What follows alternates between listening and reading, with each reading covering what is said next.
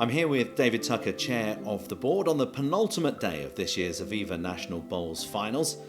David has been a member of the board since 2008 and was appointed as Chair in 2020. He steered the ship during the COVID pandemic, oversaw the launch of the Fit for the Future strategy, and has played a significant part in the growth of the sport over the last few years, both on the playing and administration sides of the sport. David, it's a really long innings. Can you sum up the changes you've seen in the sport over the years? Oh, I've seen many changes. I think the first one was when I started playing the game, there were very, very few women. Most clubs were men only. That's now changed for the better. Women came into the sport, and now most of our clubs are mixed. Modernisation of the sport, the dress code, the improved image, colour of bowls. These are all things that have evolved.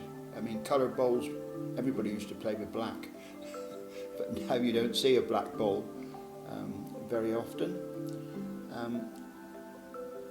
I've seen, particularly since the pandemic, a growth in the sport and a positive change in the age demographic, which is an area where more work has to be done.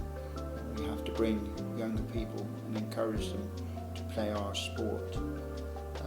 The Fit for the Future strategy has brought professionalism, an increased awareness of the sport, and the modernisation of the actual playing side.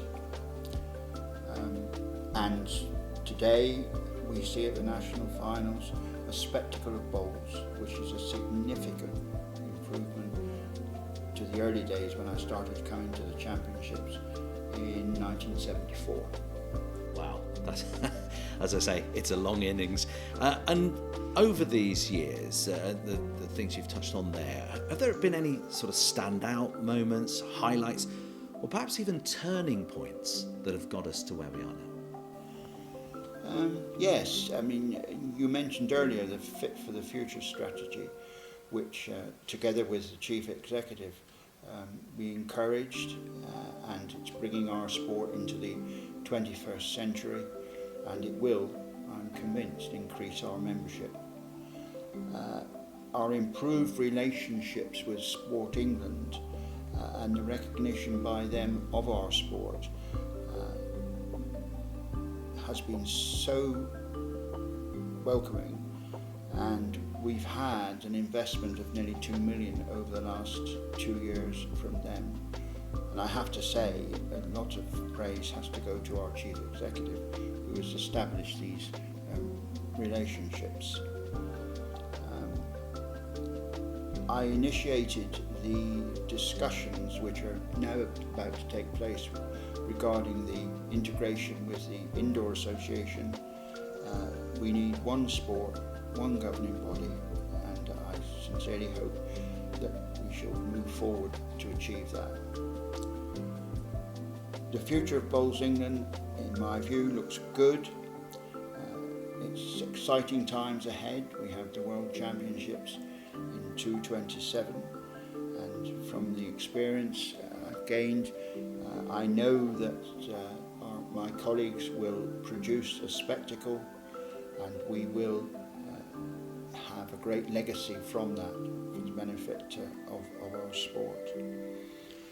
The board, well, I've seen a great change in the board. We virtually achieved Sport England Tier 3 Code of Governance. We've changed from directors having portfolios to skills-based. The board is more balanced and transparent. And before I leave, I'm hoping that when we hold the special general meeting at the end of November, the membership will approve that the chair is appointed and not elected. And that, to me, is extremely important, that you get the right person in place. These are all really big changes that have happened over the time you've been in post. That you talk about the future for Bowls England. Obviously, the World Championships coming, exciting times as you mentioned there. Just on sort of a personal level, has the job been harder than you originally thought, David? No. Having had a few years as a director with responsibility for governance, I was aware of the way the board operated, the way in which the chair worked was the chief executive. And yes, it was hard when I took over because the pandemic came within 2 weeks and I had no chief executive. I had to wait till June. But with the help of the senior staff, we got through. And I was proud of the fact that I didn't have to put any member of staff on furlough. We were able to keep them employed. It gave them the opportunity of refreshing their work. It will give me, my retirement will give me more time to enjoy the sport at my club, where I've been a member for the past 60 years, and where I am still as the General Secretary. But one of the efforts I will be concentrating on is it is the club's centenary in 228, and we will work to make that a memorable year for everyone involved. I will continue my interest in Bowls England, albeit from the sidelines, and I shall not disappear into oblivion. Would you be sad to go? Yes, I'll be sad to go. I've enjoyed my time working with everybody for the benefit of Bowls England. But I believe, 6 years, I think, is long enough for anyone in that post, and it's good for the company to have a change. If we talk about, or even think about legacy, do you think about legacy? Is that what you're about? If so, what will it be, David? Well, I think that there's several things that I leave behind which I'm quite proud of. One is the openness and transparency of the sport. We've changed that completely, and I'm more happy that with the involvement of people and the membership.